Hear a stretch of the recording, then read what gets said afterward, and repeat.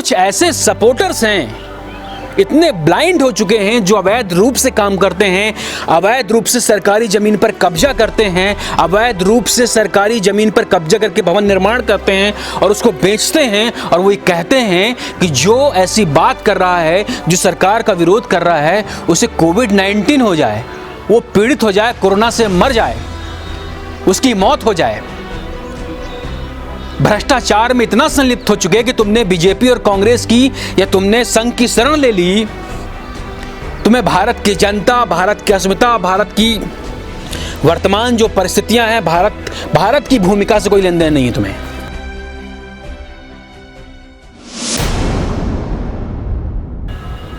दोस्तों नमस्कार, आप देख रहे हैं इंडिया लाइव स्ट्रीम। यदि कोई आदमी ब्लैक मार्केटिंग करता है, गलत काम करता है, आपराधिक प्रकरणों में लिप्त है, आपराधिक प्रकरण उसके खिलाफ दर्ज हैं, कत्ल किया है, खून किया है, रेप किया है, बलात्कारी है, हत्यारा है, अवैध खनन करता है या किसी भी प्रकार का जुर्म करता है, गलत काम करता है, तो उसके पास दो विकल्प होते हैं। पहला विकल्प ये कि वो मीडिया का चोला ओढ़ ले। थोड़ा सा ये मुश्किल काम है क्योंकि मीडिया में बोलना पड़ता है, उसके लिए आपको सर्टिफिकेट की भी आवश्यकता होती है, ज्ञान भी चाहिए आपको।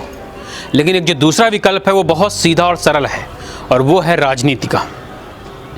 यदि कोई आदमी आपराधिक प्रकरण में लिप्त है, उसके खिलाफ बहुत सारे मुकदमे चल रहे हैं, एक बहुत बड़ा डॉन है वो। मध्य प्रदेश में आपने एक मंत्री, पूर्व मंत्री का नाम सुना होगा, एंदल सिंह कसाना।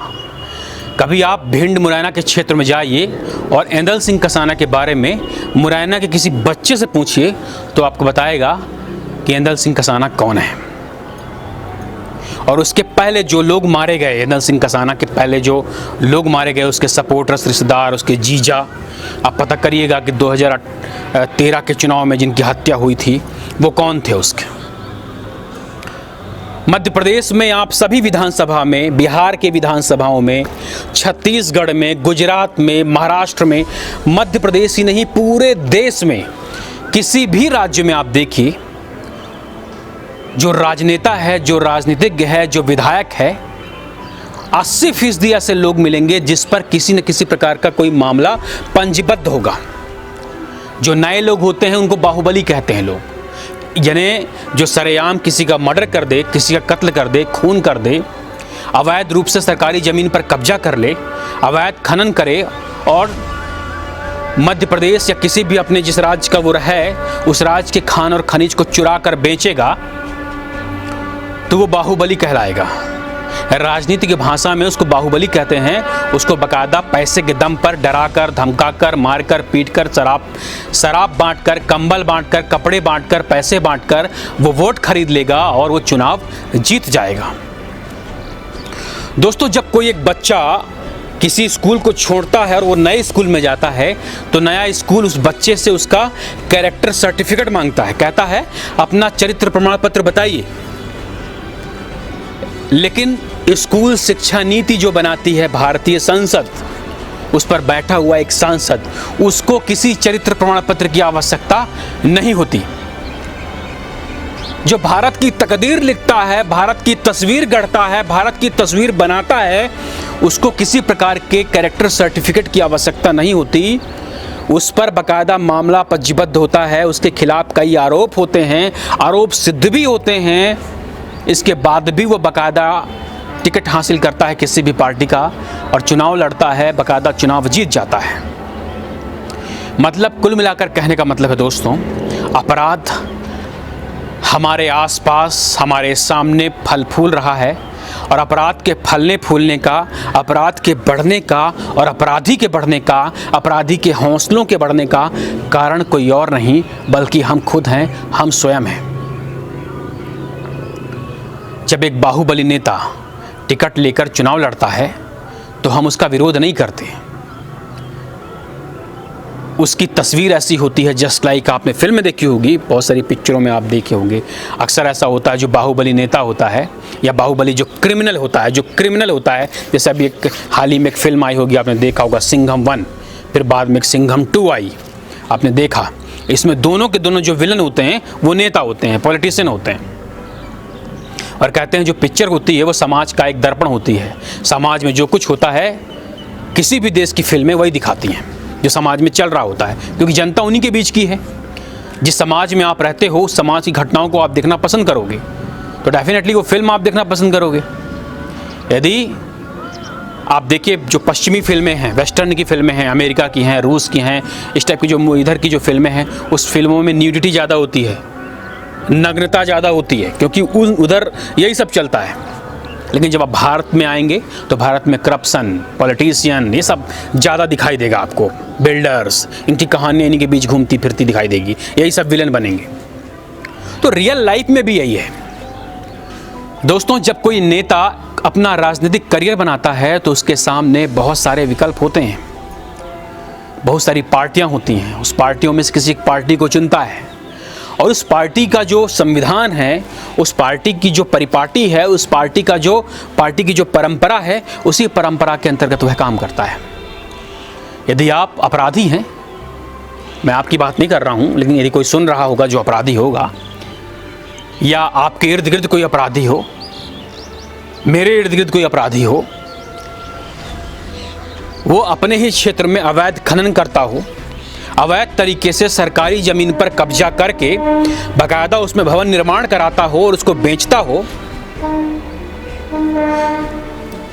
अपने आसपास की अपने ज़िले के जंगल को काटता हो, अवैध रूप से काट कर उसको बेचता हो, और वो सारी चीज़ें, सारी जो घटनाक्रम है वो सरकारी अधिकारियों के सह पर होता हो,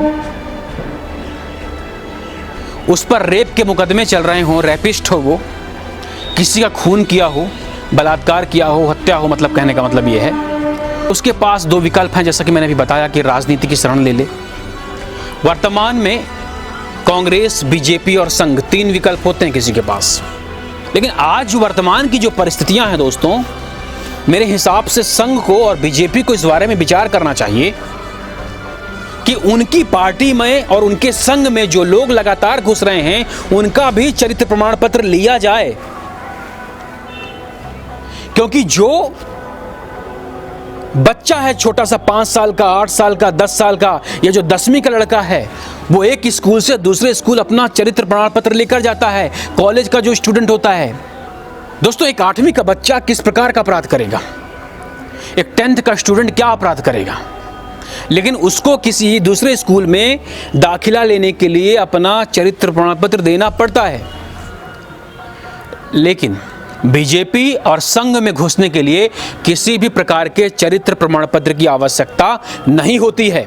और आप देखिए, एक बार नज़र घुमाइए, और मैं जानता हूं जो मेरी बात सुन रहे हैं वो सब जानते हैं इस बात को कि जो लोग अवैध रूप से कार्य कर रहे हैं, अवैध कार्यों में संलिप्त हैं, अधिकतम वो लोग बीजेपी और कांग्रेस या फिर किसी भी पार्टी का या संघ की बात मैं इसलिए कर रहा हूं क्योंकि वर्तमान की जो स्थितियां हैं, वर्तमान जो परिस्थितियां हैं, उसमें बीजेपी और संघ का बोलबाला है। संघ में चले जाइए, आपका बीजेपी का मार्ग प्रशस्त हो जाएगा। आप संघ में एडमिशन ले लीजिए, आप बीजेपी के एक अच्छे लॉबिस्ट हो जाएंगे। क्या संघ कोई चरित्र प्रमाण पत्र लेता है? क्या संघ कोई चरित्र प्रमाण पत्र लेता है? किसी प्रकार कोई कैरेक्टर सर्टिफिकेट लेता है? नहीं लेता। किसी पार्टी में घुसने के लिए, उसकी सदस्यता लेने के लिए आपको अपना चरित्र प्रमाण पत्र, अपनी मार्कशीट, अपनी डिग्री दिखानी पड़ती है? नहीं दिखानी पड़ती।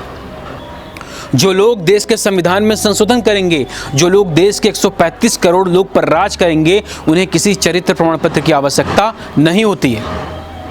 दोस्तों, वर्तमान में किसान जो है वो वर्तमान सरकार का विरोध कर रही है। केंद्र सरकार, मोदी सरकार का विरोध कर रहा है। किसान क्यों कर रहा है? एमएसपी के लिए, मैक्सिमम सपोर्ट प्राइस के लिए, मतलब अधिकतम समर्थन जो कीमत है, मूल्य है, उसके लिए वो विरोध कर रही है। और उसके साथ साथ और बहुत सारी चीज़ें हैं जिसके लिए विरोध हो रहा है। इसको इसके पहले वाले वीडियोज़ में मैंने डिटेल में बता दिया है, फिर से आपको लाइटली बता देता हूँ। लेकिन इसके बाद भी कुछ ऐसे सपोर्टर्स हैं, इतने ब्लाइंड हो चुके हैं, जो अवैध रूप से काम करते हैं, अवैध रूप से सरकारी ज़मीन पर कब्जा करते हैं, अवैध रूप से सरकारी ज़मीन पर कब्जा करके भवन निर्माण करते हैं और उसको बेचते हैं। और वो कहते हैं कि जो ऐसी बात कर रहा है, जो सरकार का विरोध कर रहा है, उसे कोविड-19 हो जाए, वो पीड़ित हो जाए, कोरोना से मर जाए, उसकी मौत हो जाए, भ्रष्टाचार में इतना संलिप्त हो चुके कि तुमने बीजेपी और कांग्रेस की या तुमने संघ की शरण ले ली। तुम्हें भारत की जनता, भारत की अस्मिता, भारत की वर्तमान जो परिस्थितियां हैं, भारत की भूमिका से कोई लेन देन नहीं है। तुम्हें भारत से कोई मतलब नहीं है। दोस्तों, इस वीडियो के बाद मैं कल आपको बताऊंगा कि आखिर किसान क्यों विरोध कर रहा है। दोस्तों, मैं आपको ये बताऊंगा कि जो लोग सरकार की पैरवी कर रहे हैं, जो लोग अपनी पार्टी की पैरवी कर रहे हैं, जो लोग सच और गलत से, सही और गलत से मतलब नहीं रखते, जिन्हें सिर्फ और सिर्फ अपनी पार्टी की पैरवी करना होता है, जो प्रवक्ता होते हैं, जो लोग लॉबिंग करते हैं, वो लोग सच कैसे कह सकते हैं? वो ये कैसे कह सकते हैं कि ये जो कार्य हो रहा है वो गलत हो रहा है? किसी भी पार्टी का हो, किसी भी सरकार का हो, चाहे वो कोई भी पार्टी हो, कोई भी सरकार हो, गलत को गलत कहने और सही को सही कहने की हिम्मत रखिए। दोस्तों, आप देख रहे होंगे वर्तमान में कि बहुत सारे ऐसे आपको नेता मिल जाएंगे जो पत्रकार का चोला पहन लेते हैं, और बहुत सारे ऐसे पत्रकार मिल जाएंगे जो नेता का चोला पहन लेते हैं। वो पत्रकार होते हैं पर वो नेतागिरी करते हैं, वो नेता होते हैं पर वो पत्रकारिता करते हैं।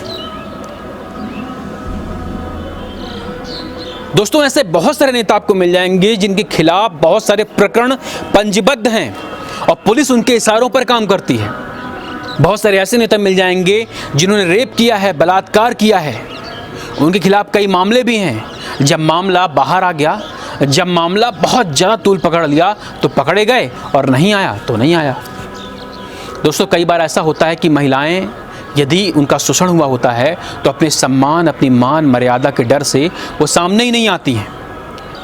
लेकिन दोस्तों, सत्यकॉम इंडिया लाइव स्ट्रीम ये बिल्कुल नहीं होने देगा, और ऐसे जो भ्रष्टाचारी हैं, जो राजनीति का चोला ओढ़ लिए हैं, जो राजनीतिज्ञ का चोला ओढ़ लिए हैं, जो संघ में चले जाएं, बीजेपी में चले जाएं, कांग्रेस में चले जाएं, आम आदमी पार्टी में चले, किसी भी पार्टी में चले जाएं, सत्यकॉम इंडिया लाइव स्ट्रीम उन्हें बिल्कुल भी नहीं छोड़ेगा।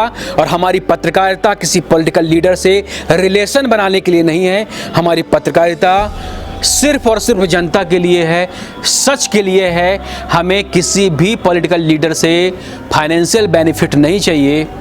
हमारा फाइनेंशियल बेनिफिट जनता करती है। हम किसी भी प्रकार से फाइनेंशियल बेनिफिट में डिपेंडेंट नहीं है। दोस्तों, कल हमारे साथ जुड़ना बिल्कुल ना भूलें। कल महिला उत्पीड़न के संबंध में, कल पॉलिटिकल लीडर के संबंध में, और कल अभी जो वर्तमान में किसानों द्वारा केंद्र सरकार का जो विरोध किया जा रहा है उसके संबंध में बुलेटिन लेकर हम आ रहे हैं। हम आपको बताएंगे कि आखिर किसान केंद्र सरकार से नाराज़ क्यों हैं, और हम आपको ये भी बताएंगे कि आखिर एक पॉलिटिकल लीडर महिलाओं का शोषण किस प्रकार करता है। आपने फिल्में देखी होंगी, राजनीति देखी होगी, और ऐसी बहुत सारी फिल्में देखी होंगी। वो फिल्में हकीकत में कैसे तब्दील होती हैं, इसके बारे में कल बात करेंगे।